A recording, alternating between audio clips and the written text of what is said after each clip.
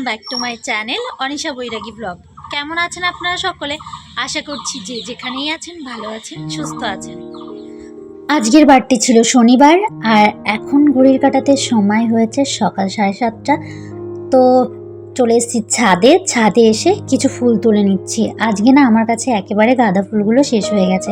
মানে কিছু গাঁদা ফুল আমি কিনে রাখি ঠাকুর পুজো দেওয়ার জন্য, তবে ওগুলো শেষ হয়ে যাওয়ার কারণে ছাদ থেকেই কিছু ফুল তুলে নিচ্ছি। তবে খুব একটা বেশি ফুল নেই, কারণ কালও না আমি এখান থেকেই তুলে নিয়ে পুজো দিয়েছিলাম।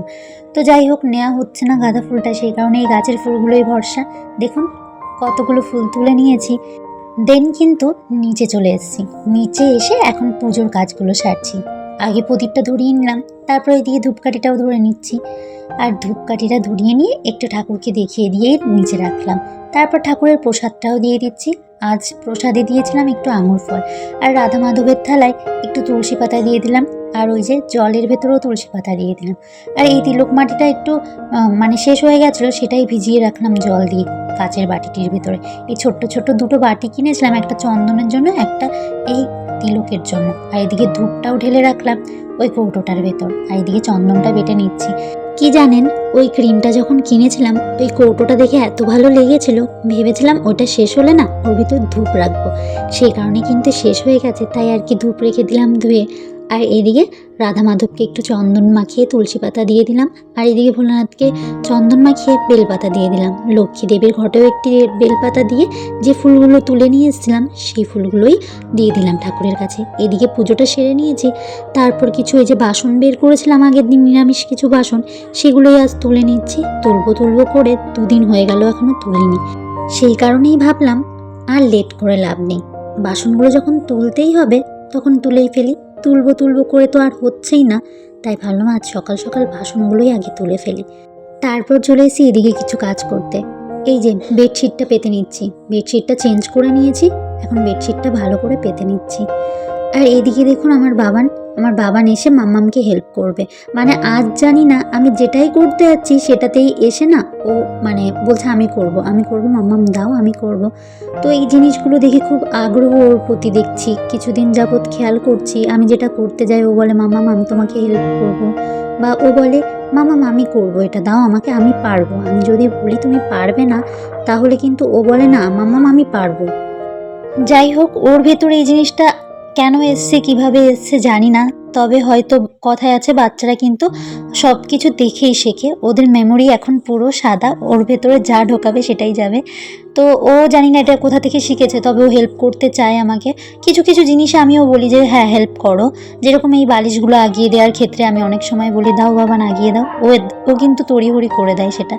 যাই হোক, আমি কিন্তু চলে এসেছি রান্নার দিকে এসে আমি আগে গ্যাসটা অন করে নিয়ে এখানে দুধ চা করবো। আমি একটু আদা তেজপাতা দিয়ে, সেই কারণে দুধটা একটু অনেকটা ঘন হয়ে গেছিলো কালকের রাত্রের দুধ, তো সেই কারণে একটু জল দিয়ে নিয়ে তার ভেতরে চিনি আর আদা তেজপাতাটা দিয়ে বসালাম ওইদিকে। আর এইদিকে চালটি ধুয়ে আমি চালটি ভিজিয়ে দেবো, সেই কারণেই চালটি নিয়ে নিচ্ছি কৌটো থেকে আর কি। আর মূলত আমি এই কৌটোটার ভিতর চাল রাখি, তখনই কিন্তু এরকম বাঁ হাত দিয়ে আমি 3 বার করে চাল তুলে রাখি। আর সকলেরই কিন্তু একটি মাপ থাকে যে তার মানে সারাদিনে কতটা চালের প্রয়োজন, সেই মতন আমার একটা মাপ করে চাল নিয়ে নেওয়ার পরেই কিন্তু আমি ওই কৌটোটিতে তুলে রাখি। তারপর এদিকে চালটি ভালো করে ধুয়ে নিচ্ছি। চালটি ধুয়ে নিয়ে এবার জল দিয়ে ভিজিয়ে দিচ্ছি, ভিজতে থাকুক ততক্ষণ। আর এই যে আমি চাটা বসিয়ে দিয়েছি, চা পাতা দিতে না দিতে উতরে পড়ে গেছে আজকে চাটি, বুঝতে পারিনি জানেন তো। আর ওই দেখুন সাইড দিয়ে একটু পোড়াও লেগে গেছিলো ওইদিকে কাজ করতে গিয়ে। দেন কিন্তু এদিকে আমি চাটি নামিয়ে নিচ্ছি, আর ভাবানের পাপাকেও 1 কাপ চা দিয়ে এসেছিলাম, মানে এখান থেকে চা খানিকটা নিয়ে আমি ওকে দিয়েছিলাম।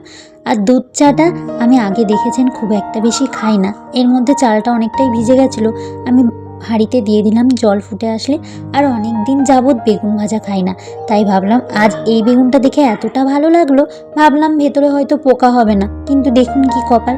ওই যে কথায় আছে না, বাইরে দেখলেই কিন্তু চলবে না, ভেতরটা দেখা প্রচণ্ড প্রয়োজন। বাইরে কিন্তু চকচকে তকতকে থাকলেও ভেতরটা দেখুন সেই পোকা। কিছু কিছু মানুষের মতন জানেন তো, মানে কিছু কিছু মানুষ বলতে এটা আমি আমাকে দিয়ে উদাহরণ দিচ্ছি। আমাকে যেরকম আপনি ওপর থেকে দেখে বুঝতে পারবেন না আমি কেমন, আমাকে মানে ভালোভাবে আমার সঙ্গে মিশলে বুঝলে তারপরে জানতে পারবেন। সেরকমই কিন্তু মানে এই বেগুনটারও দেখুন বাইরেটা দেখে এত ভালো লেগেছিল, ভাবলাম আজ একটু ভাজা করব। কেটে দেখলাম উমা, এর ভেতরে দেখি পোকা। তো যাই হোক, ওটা আমি কেটে ভাত দিলাম খানিকটা। আর এদিকে করবো একটু বাঁধাকপির ঘন্ট। শীতের সবজি তো আর পাওয়াই যাবে না, মানে ওই আবার একটা বছর পর কিন্তু শীতের সবজি আসবে। সেই কারণে ভাবলাম থাকতে থাকতে খেয়েই নি, অরুচি হয়ে গেলেও বেশ ভালোই লাগে কিন্তু শীতের সবজিগুলো, খুব একটা খারাপ লাগে না, কিন্তু অরুচি হয়ে গেলেও খেতে ইচ্ছা করে। যাই হোক, এদিকে ভালো করে আমি বাঁধাকপিগুলো কুচিয়ে নিচ্ছি, কারণ এগুলো যেহেতু শেষ মুখে না, এগুলো একটু মানে কেমন কেমন একটা লাগে আর কি, সেই কারণে একটুখানি ভালো করে আমি কুচিয়ে নিয়েছিলাম। তারপর একটু আলু কুচিয়ে নিচ্ছি, যেহেতু বাঁধাকপি করব। আপনারা তো কম বেশি অনেকেই জানেন আমি কিভাবে বাঁধাকপি করে থাকি, তো সেই মতনই আমি আলু কুচিয়ে নিয়েছি। তারপর কিন্তু এদিকে আমি পোড়ঙে দিয়ে দিয়েছি, ফ্রাইং প্যানেই একবারে করলাম, তেল ছিল খানিকটা বেগুন ভাজার পর। তো তাতে আমি জিরে, তেজপাতা, শুকনো লঙ্কা পোড়ং দিয়ে পেস্ট করে রাখা মশলা দিয়ে দিলাম, আদা, রসুন, পেঁয়াজ, সেইগুলো দিয়েই আমি কিন্তু মশলা কষিয়ে নেওয়ার পর বাঁধাকপির কুচিটা দিয়ে দিয়েছি। তারপর কিন্তু এর উপরে আমি আলুটা আগে থেকে ভেজে নিয়েছিলাম, সে আলুটা দিয়ে দিলাম। আলুটা দিয়ে দেওয়ার পরে আমি এখানে একটু জল দিয়ে দিচ্ছি, এটাও আমি গরম জল অ্যাড করেছি। পুরো ঢাকা দিয়ে রাখছি, খানিকক্ষণ ফুটতে থাকো। এই দেখুন অনেকটাই কিন্তু সিদ্ধ হয়ে এসছে। আর এর মধ্যে সবজিটা নামিয়ে নিয়ে আজকে করেছিলাম চিকেন, বাবানের বাবা আবার পরে চিকেন এনেছিল। সেরকমভাবে রেসিপিটা শেয়ার করলাম না, কারণ আজ না একটু ক্লিনিংয়ের কাজ করার ইচ্ছা আছে। তাই ভাবলাম এগুলো যদি পুরোটা শেয়ার করতে যাই, আমার ক্লিনিংয়ের কাজ শেয়ার করতে আমার অনেকটা বড় ভিডিও হয়ে যাবে, সে কারণে ছোট ছোট করেই ভিডিও ক্লিপগুলো দিলাম।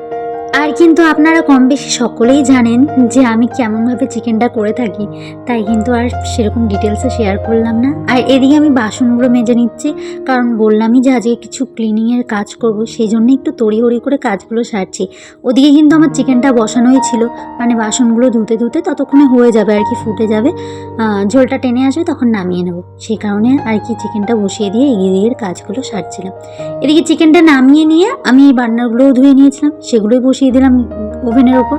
আর আজ করব একটুখানি বেলের শরবত, মানে বাবানের পাপা বেল নিয়ে এসে অনেক দিন হয়ে গেল, তবে বেলের শরবতটা করা হচ্ছেই না, বেলগুলো রয়েছে, তাই ভাবলাম আজ করেই ফেলি। আর যেহেতু ছোট ছোট বাচ্চা বাবানের সঙ্গে সবসময় খেলতেই থাকে, চেষ্টা করি ওদেরকে কিছু দেওয়ার হাতে, তো সেই মতন আজ ভাবলাম একটু বেলের শরবত করে দিই। মাঝে মধ্যে এটা ওটা দিই, বিস্কুট টিস্কুট দিই, তবে ভাবলাম বেল যখন আছে এই ঘরে একটু বেলের শরবত করেই দিই। তো সেই কারণে একটু বেলের শরবত করে সকলকে দেবো। আর এক গ্লাস এখানে নিয়ে নিচ্ছি আগে বাবানের পাপার জন্য, বাবানের পাপাকে দেবো। এই দেখুন শরবতগুলো বানিয়ে নিয়েছি, সবার জন্য বেড়ে নিয়েছি। আর যেহেতু এক সাইজের কাপ আমার কাছে নেই অনেকগুলো, সেই কারণে এইগুলোতে করেই দিলাম। ওদেরকে আমি বলেই দিলাম সকলের কাপে কিন্তু সমান করেই দিয়েছি, কাপগুলো ছোট বড় হলেও সমান মাপেই দিয়েছি। তো ওরা কিছু আর বলেনি, বললো ঠিক আছে কাকি। ওটাকে কি বলে আর ইংলিশে? গ্রেপস বলে। ওইদিকে সকল বাচ্চাগুলো বাড়িতে চলে গেছে, আর ওকে আমি স্নান করিয়ে বললাম ভাত খাওয়াবো, ও বলছে না আঙুর ফল খাবে, সেই মতন ওকে আঙুর ফল দিয়ে বসিয়েছি। যাই হোক, ও যে একা একা খাচ্ছে এটা দেখে আমার অনেক তৃপ্তি, মানে ও একা একা দেখলাম যে এরকমভাবে খাচ্ছে। আর এর মধ্যে বললাম তোমাদেরকে ক্লিনিংয়ের কাজ করব, তাই ভাবলাম আমি এদিকে ক্লিনিংয়ের কাজগুলো সেরে নিয়েই ওকে খাওয়াবো। ও আঙুর ফলগুলো খাচ্ছে, খাক। আর এর ভেতর দেখুন আজকে ভেবেছি দরজাগুলো ক্লিন করব, আর দরজাগুলোর দেখুন কেমন কালো কালো হয়ে গেছে। এই ক্রিম কালারটা খুব তাড়াতাড়ি নষ্ট হয়, পরিষ্কার করেছি অনেক দিনই হয়ে গেছে, তাড়াতাড়ি নষ্ট হয় বলতে খুব একটা পরিষ্কার করা হয় না এই জিনিসগুলো। কারণ কি বলুন তো, আমরা না মানে আমার এই যে 3 বছর বিয়ে হয়েছে, কিভাবে কাজ করতে হবে, কিভাবে সংসার গুছিয়ে রাখতে হবে, খুব একটা শিখে উঠতে পারিনি। তবে হ্যাঁ, চেষ্টা করি যে বুঝতে পারি যেগুলো যে নোংরা হচ্ছে বা এগুলো এখন পরিষ্কার করা প্রয়োজন, সেগুলো করি। কিন্তু ধীরে ধীরে হয়তো আরও পাকাপোক্ত হয়ে উঠবো। প্রথম মনে হতো কী কাজ আছে সংসারের, তো কিছুই কাজ নেই, খাও দাও শুয়ে থাকো রান্না করো, এইটুকুনিই তো কাজ। এখন বেশ দায়িত্ববোধটা চলে এসছে ভিতরে, নিজের জিনিস নষ্ট হলে নিজেরই গায়ে লাগবে, নিজের সংসারেরই ক্ষতি হবে। মানে প্রতিটা সংসারের পুরুষ মানুষ কিন্তু তোমাকে বানিয়ে দেবে প্রতিটা জিনিস, বাড়ি ঘর জানলা দরজা সমস্ত কিছু করে দেবে তোমার যা প্রয়োজন, কিন্তু সেটিকে যত্ন করে রাখার দায়িত্বটা কিন্তু তোমার। কারণ সেই দায়িত্বটা পুরোপুরি একটা বাড়ির মহিলার উপর এসে পড়ে বা সেই বাড়ির বউটার উপর এসে পড়ে। কারণ পুরুষ মানুষরা তো টাকা ইনকাম করবে, তুমি যেটা চাইবে সেটা তোমাকে দেবে, কিন্তু সেটাকে ভালো করে রাখা বা সেটাকে গুছিয়ে রাখা, সেটাকে অনেক দিন টেনে নিয়ে যাওয়ার দায়িত্বটা কিন্তু একটা মহিলার ওপর বা একটা বাড়ির বউয়ের ওপর। বললামই তোমাদের, সেই মতন কিন্তু খুব একটা আগে বুঝতাম না সংসারের কোন কাজটা কি করতে হবে। এখন বেশ ভালোই মানে দায়িত্ববোধটা এসে পড়েছে কাঁধের ওপর, যে কোন জিনিসটা গুছিয়ে রাখলে নষ্টটা কম হবে, কোন জিনিসটা আমি যত্ন করলে সেটা বেশি দিন যাবে। সেই মতন কিন্তু আগে না বুঝলেও এখন বেশ ভালো বুঝি। জানলা দরজাগুলো পরিষ্কার করতে হবে, ঘরের কোন জিনিসটা পরিষ্কার পরিচ্ছন্নভাবে রাখতে হবে। সেই মতন আজকে দরজাগুলো ক্লিনিং করলাম, তবে অনেকটা টাইম পেরিয়ে গেছিলো। ভিডিওর মধ্যে দেখা যায় যে পট করে হয়ে গেল, কিন্তু অনেকটা টাইম লেগে যায় কিন্তু এর মধ্যে। সেই কারণে আর জানলার দিকে যাইনি, আজ ভাবলাম দরজাগুলোই থাক, পরে একদিন জানলাগুলো পরিষ্কার করব। দেন এদিকে ঘরটাও ভালো করে মুছে নিচ্ছি। তবে তোমাদের থেকে আজ এখানেই বিদায় নিচ্ছি, দেখা হবে খুব শীঘ্রই নতুন আরও একটি ভিডিও নিয়ে। আর তোমাদের যদি আমার ভিডিও একটুও ভালো লেগে থাকে অবশ্যই একটি লাইক কমেন্ট শেয়ার করতে ভুলো না।